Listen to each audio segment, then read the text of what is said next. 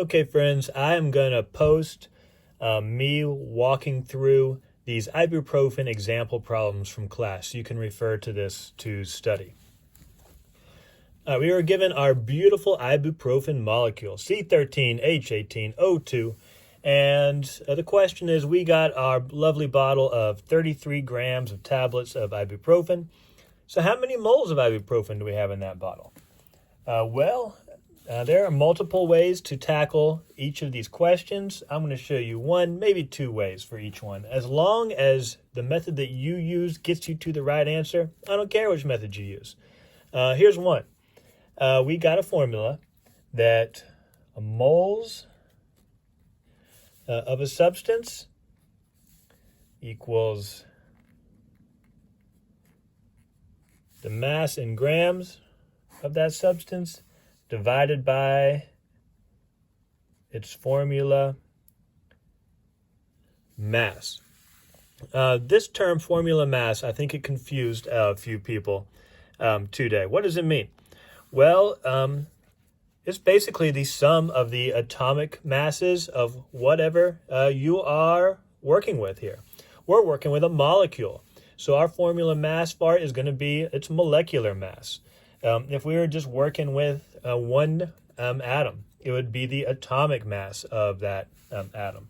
If we're working with an ion, again, it's just like the sum of all the atomic masses of each element in that ion. All those things together mean formula mass, just the sum of the atomic masses of whatever we're working with. We are looking for moles, but we can start to fill in our equation right here because we are given the mass of the substance we're working with, 33 grams, easy peasy. But we need the formula mass of our ibuprofen. Well, let's check it out. Our ibuprofen molecule has 13 carbon atoms, so let's add up those atomic masses. We have 13 of them, so checking out my periodic table, atomic mass for carbon, 12.01. Just multiply out. 156.13. Next up is hydrogen. I got 18 of them. Check my periodic table.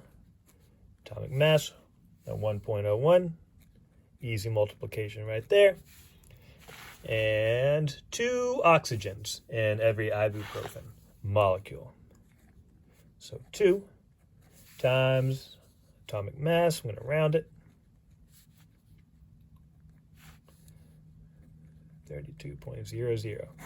All right, we add all these up. We are going to get the molecular mass for ibuprofen, 206.31 atomic mass units. All right, so since we're working with a molecule, our formula mass is our molecular mass. Here it is. Let's plug it in. 206.31. And now all we got to do is divide out 33 divided by 206.31 will give us an amazing 0.16 moles of ibuprofen. Remember, the abbreviation MOL is for moles and not for molecules. Even I get confused by that sometimes. All right, well, we solved our problem, but let's find another way to do it. Here's some other things that we learned.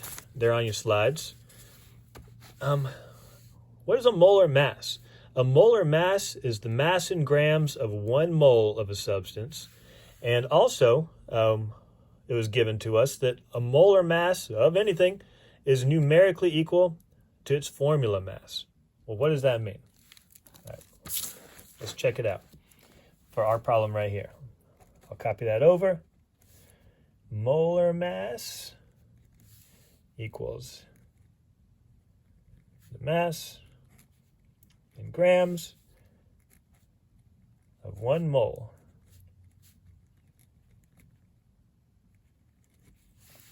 All right, molar mass, and we know molar mass is numerically equal to formula mass. So what was our formula mass? Well, here it is right here, 206.31. A molar mass is going to be numerically equal. So here's our numeral, 206.31. Molar mass is in grams, so just put your G right here. All right, so the mass of 1 mole of ibuprofen is going to be 206.31 grams. Well, so what? Well, here's what we can do with that. So if we know 206.31 grams per 1 mole of ibuprofen, then we can just set up our problem here. We've got 33 grams of ibuprofen, and we're solving for X. So how many moles of ibuprofen does 33 grams represent? If there's 206.3 grams for 1 mole, we've got 33 grams. How many moles does that represent? I've probably done this before. Let's multiply across. So we got X times 206.31 grams equals 1 mole times 33 grams. Usually with 33 gram moles. Divide to solve for X. 33 gram moles, whatever that is, divided by 206.31 grams. Grams will cancel. Do your division. X equals, amazing, 0.16 moles. So you can use your molar mass. The fact that it's always going to be equal to your formula mass to solve this one also. So 2 ways to solve this problem. I'll zoom out so you can see the whole thing. If you want to look at the whole thing, you can screen cap it right there. All right, next problem. There's our lovely ibuprofen again. We know how many moles we got now, but I want to know if I somehow chopped all those tablets into individual molecules, how many molecules of ibuprofen am I going to end up with? Probably a lot. You can probably tell that already. All right, let's tackle this one. We had another formula that can make this one very easy. Moles equals number of particles. I think you pronounce it particles if you're from ancient Greece, like old Socrates. Divided by the avocado number, 6.02 times 10 to the 23rd. Avogadro's number. All right, so 1 mole of anything is always going to be 6.02 times 10 to the 23rd of those things. Might be thinking, Professor Kevin, number of particles, what do you mean particles? Well, it depends on the number of whatever it is you're counting. We're counting molecules of ibuprofen. So this will give you the number of molecules of ibuprofen. If we were counting eggs, this would give you the number of eggs. If we were counting high school students, it would give you a number of high school students. Just like a dozen eggs is always 12, 1 mole of eggs is always going to be 6.02 times 10 to the 23rd. 1 dozen ibuprofen molecules would be 12 ibuprofen molecules. 1 mole of ibuprofen molecules is always going to be 6.02 times 10 to the 23rd ibuprofen molecules. In our previous problem, we solved for moles of ibuprofen, 0.16. Let's go ahead and start filling this in. 0.16 moles.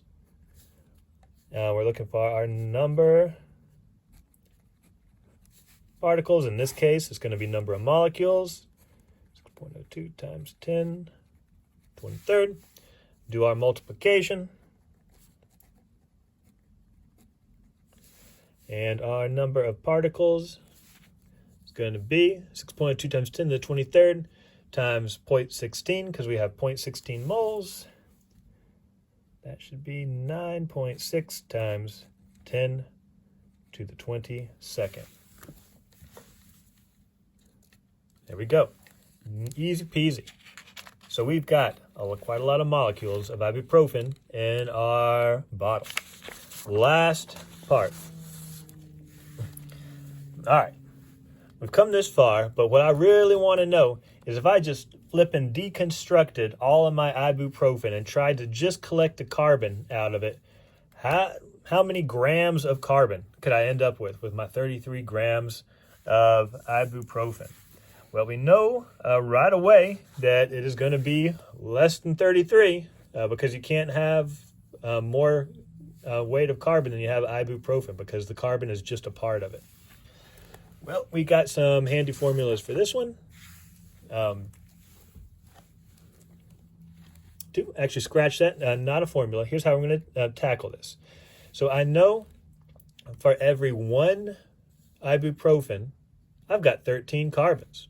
If I have one ibuprofen molecule and split it apart, I'll end up with 13 carbon atoms. So if I have one ibuprofen and it's going to result in 13 carbons, if I have 1 mole of ibuprofen, it's going to result in 13 moles of carbons. I've got, as we previously calculated, 1.6 moles of ibuprofen. And since for every 1 mole of ibuprofen, I'm going to have 13 moles of carbon, I just take my 0.16, multiply it by 13, because I got 13 carbons for every ibuprofen, and that's going to give me 2.8 moles of carbon. All right, so I know how many moles of carbon I'm going to have if I blow up all my ibuprofen molecules, but how much mass is that going to add up to? Well, here we go. We've used this one already. Moles equals mass in grams over formula mass. We know how many moles of carbon we're going to get. 2.08. Formula mass of carbon. Carbon is just one atom. So we are just going to be looking at its atomic mass. We just glance over at our periodic table, look for the atomic mass of our carbon, because there's nothing in carbon but carbon. 12.01. And we can solve. Mass in grams equals just about 25 grams. All right, so if we just obliterated all of our ibuprofen molecules, got rid of the hydrogen, the oxygen, and weighed up all of our carbon that was left over, 25 grams. And, you can eyeball it and see that's kind of what you expect. We know it's got to be less than the total, 33 grams. And carbon is relatively big compared to these other things. There's only 2 oxygens in there, and these hydrogens are teeny tiny. And so we can just kind of eyeball that the bulk of this molecule's mass is going to come from the carbons. And sure enough, 25 out of the 33 grams of this molecule is coming from carbon. Let's put a little C here. Is there another way we can do this? Yeah, probably. You can get kind of crazy and go through converting things into number of particles of each other. You can also use your molar mass and your formula mass. Formula mass of carbon was 12.01. Let's just do it this way real quick.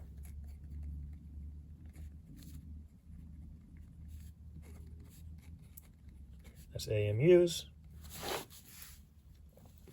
We know the molar mass is numerically equal.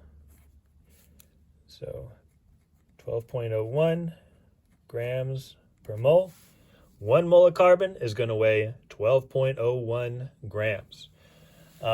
We know how many moles we've got. We figured it out over here. Since for every 1 mole of ibuprofen, we're going to have 13 moles of carbon. We just multiplied our moles of ibuprofen by 13.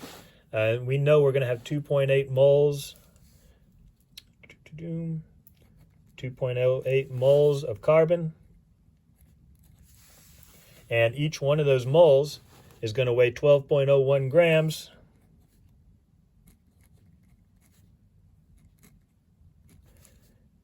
And do our multiplication.